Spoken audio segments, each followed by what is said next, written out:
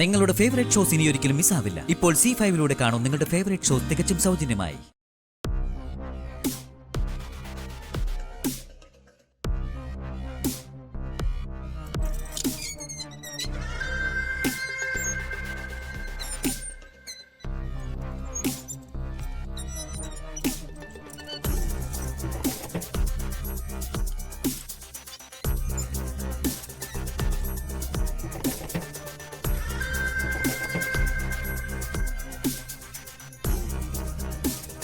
ചേച്ചി ഇതെവിടെ പോയി?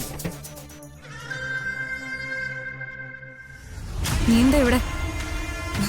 വെറുതെ ഒരു കൺഗ്രാറ്റ്സ് പറയാന്ന് കരുതി.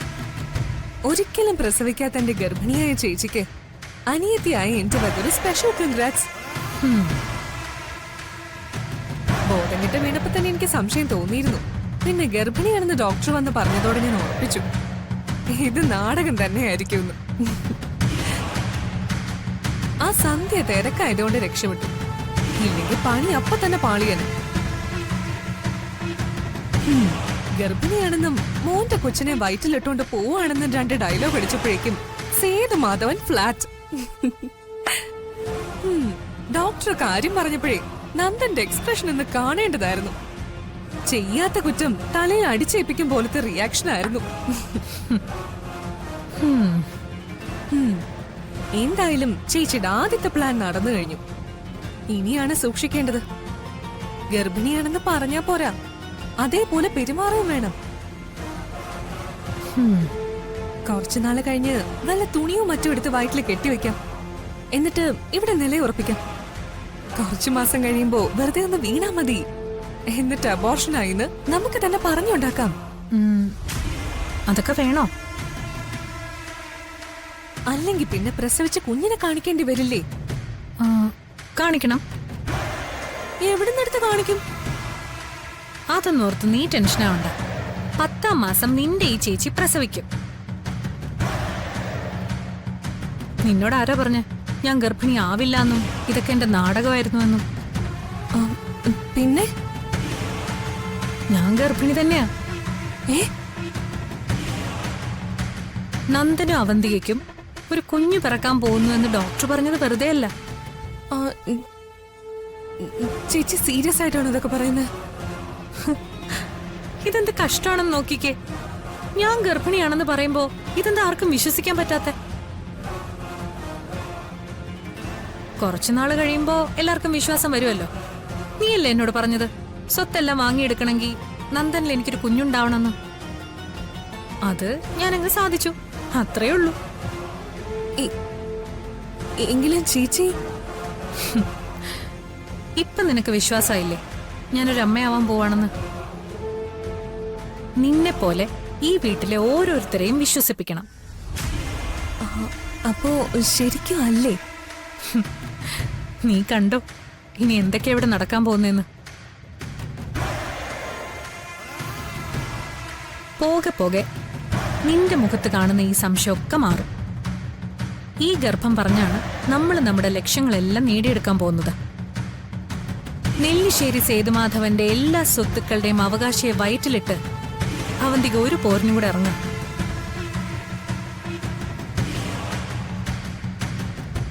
ഒരിക്കലും തോൽക്കാത്ത ഒരു ഒളിപ്പോരിന്.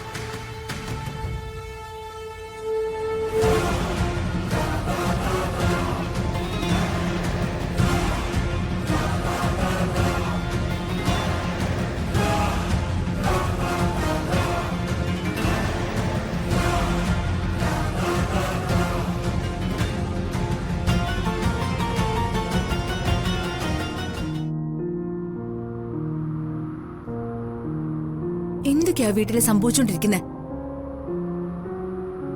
അവന്തിക ഗർഭിണിയാണെന്ന് ഡോക്ടർ പറഞ്ഞു എന്ന് പറയുന്നു. എന്നാ നന്ദൻ ഇതൊന്നും അറിഞ്ഞില്ലെന്ന് പറഞ്ഞ? അത് നിങ്ങൾ വിശ്വസിച്ചേ പറ്റൂ. ഞാനും അവന്തികയും ഒരു ഭാര്യ ഭർത്തൃ ബന്ധം ഇല്ലാത്ത സ്ഥിതിക്ക് ഇങ്ങനെ ഒന്ന് സംഭവിച്ചാൽ ഞാൻ എന്ത് ചെയ്യാനാ? എന്നോട് അവന്തിക കാണിച്ച ക്രൂരതയൊന്നും ഞാൻ മറക്കത്തില്ല. എന്റെ മരണം വരെ ആ ഓർമ്മകൾ എന്നെ വേട്ടയാടുകയും ചെയ്യും. എന്റെ കൈകൊണ്ട് തന്നെ അവള് മരിക്കണമെന്ന് ആഗ്രഹിക്കുന്നവനാ ഞാൻ. അതെല്ലാം മനസ്സിൽ നിന്ന് മാറ്റി ഒരിക്കൽ പോലും ഞാൻ അവന്തിയെ സ്നേഹമായിട്ടൊന്നും നോക്കിയിട്ട് പോലുമില്ല, അങ്ങനെ പെരുമാറിയിട്ടില്ല. എനിക്ക് ഉറപ്പാ അത്. നന്ദേണ്ണ ഇത്ര ഉറപ്പിച്ചു പറയുമ്പോ നമ്മൾ ആദ്യം കരുതിയതാവും ഡോക്ടർ ശരി.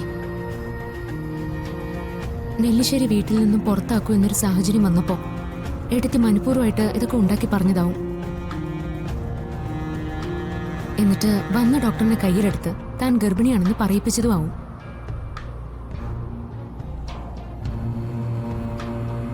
എടുത്തേക്ക് നല്ലതുപോലെ അറിയാം ഗർഭിണിയാണെന്ന് പറഞ്ഞ നന്ദേണ്ണ കുഞ്ഞിനെ പ്രസവിക്കാൻ പോകുന്നവൾ എന്ന പരിഗണന കൊണ്ട് അച്ഛനെല്ലാം മറക്കുന്നു. കാര്യങ്ങളെല്ലാം എടുത്തി തീരുമാനിച്ച പോലെ തന്നെ മുന്നോട്ട് പോകുന്നത്. ഇങ്ങനൊരു ചെയ്ത്ത് നമ്മളും കരുതിയതല്ലല്ലോ. ഈ ഒരു പ്രശ്നത്തിൽ നിന്ന് എങ്ങനെ പുറത്തു ചാടേണ്ടെന്ന് എനിക്ക് യാതൊരു പിടിയും കിട്ടുന്നില്ല. അവന്തിയെ കുറിച്ചുള്ള മുഴുവൻ കഥകളും ഞാൻ അച്ഛനോട് പറയാൻ പോവാ. അപ്പോ അച്ഛനായിട്ട് തന്നെ അവളെ വീടിന് പുറത്താക്കിക്കോളും. അതിനി അത്ര എളുപ്പത്തിൽ നടക്കുന്ന കാര്യമല്ല നന്ദ. കാരണം അവന്തിക ഗർഭിണിയാണെന്ന് എല്ലാവരും വിശ്വസിച്ചിരിക്കുക. ഈ സാഹചര്യത്തിൽ നന്ദൻ ചെന്ന് അവന്തികയെ പറ്റി എല്ലാം പറഞ്ഞാലും അത് നന്ദന്റെ തലയിലേ വരൂ. കുടുംബത്തെ ഇത്രയും ദ്രോഹിച്ച ഒരാളെ ഇത്രയും ദിവസം വീട്ടിൽ നിർത്തിയതിനും എല്ലാം ക്ഷമിച്ച് അവളോട് സ്നേഹം കാണിച്ചതിനുമൊക്കെ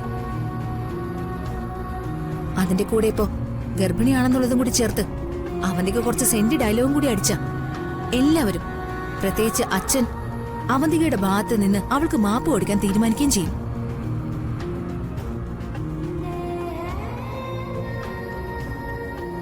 പിന്നെ എന്താ നടക്കുന്നത് ഞാൻ പറയേണ്ട കാര്യമില്ലല്ലോ.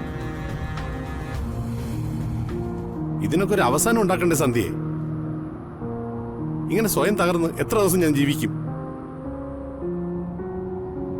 രണ്ടും കൽപ്പിച്ച് അവന്തിക്ക് എങ്ങനെ ഒരു പോരിനിറങ്ങുമ്പോ എങ്ങനെ തടയിട്ട് നിർത്തും നമ്മള്?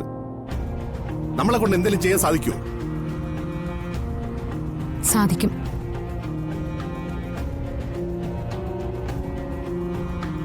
രണ്ടും കൽപ്പിച്ച് പോരിനിറങ്ങുന്നവരെ തടയിട്ട് നിർത്തിയിട്ട് കാര്യമില്ല. നമ്മളും രണ്ടും കൽപ്പിച്ചിറങ്ങണം. എന്നിട്ട് എന്തായുധാണോ നമുക്കെതിരെ പ്രയോഗിക്കുന്നത് അത് തന്നെ തിരിച്ചും പ്രയോഗിക്കണം. ഗർഭിണിയായതുകൊണ്ടല്ലേ അച്ഛനെല്ലാം ക്ഷമിച്ചതും ഏട്ടത്തി ആ വീട്ടിൽ ഇപ്പോഴും ഉള്ളതും.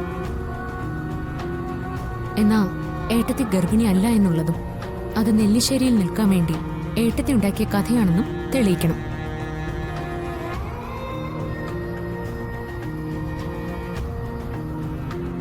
സത്യം അച്ഛന് ബോധ്യമായ അച്ഛനായിട്ട് തന്നെ ഇനി ഇറക്കി വിട്ടോളൂ.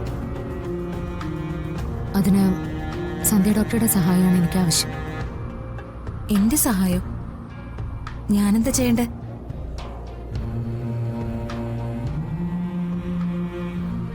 ഡൗൺലോഡ് ചെയ്യൂ C5 ആപ്പ്. കാണൂ എല്ലാ എപ്പിസോഡുകളും സൗജന്യമായി.